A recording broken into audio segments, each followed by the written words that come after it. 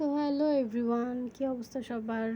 Hopefully সবাই ভালো আছো, আমিও ভালো আছি। তো একটা রেসিপি শেয়ার করব ঝটপট।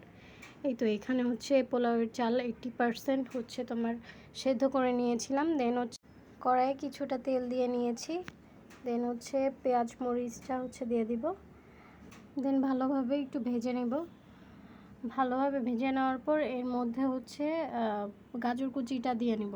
গাজর কুচিটা হচ্ছে আগে থেকে দিয়ে নিলে ভালোভাবে সেদ্ধ করা যাবে। তারপর এর এক পাশে ডিম দিয়ে নেব। দেন ডিমটা হচ্ছে কি আপনার ভালোভাবে স্ক্র্যাম্বল করব, গাজর কুচির সাথে একদম পুরো মিশিয়ে ফেলবো।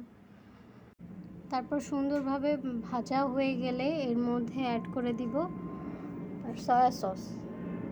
সয়া সসটা হচ্ছে গিয়ে এই রান্নার মধ্যে সবচেয়ে প্রয়োজনীয় জিনিস, যেটা আমার খুব ভালো লাগে। দেন হচ্ছে গিয়ে টমেটো সস দিয়ে দিব। টমেটো সসটা অ্যাকচুয়ালি দেওয়ার পর কালারটাই অন্যরকম হয়ে যায়। তারপর হচ্ছে গিয়ে এটার সাথে ভালোভাবে মিক্স করে নিব। ভালোভাবে মিক্স করা হলে এই পর্যায়ে হচ্ছে এখানে কিছুটা ম্যাগি মশলা দিয়ে নিব। ম্যাগি মশলার ঘ্রাণটা এত বেশি ভালো লাগে, মাশাল্লাহ। যারা ট্রাই করেননি অবশ্যই ট্রাই করবেন, অনেক মজা লাগে, মানে ঘ্রাণটা অনেক বেশি সুন্দর আসে। দেন হচ্ছে কি আমি আগে থেকে চাল সেদ্ধ করে নিয়েছিলাম। দেন হচ্ছে ভালোভাবে দেওয়ার পর মিক্স করে নিতে হবে। মিক্স করার পরে হচ্ছে গিয়ে কালারটা যে কি পরিমাণ সুন্দর এসেছে। তো সব সময় আমি এরকম ঝটপট রেসিপি ক্রিয়েট করি যাতে করে কম সময় লাগে, যেহেতু আমার বেবি আছে।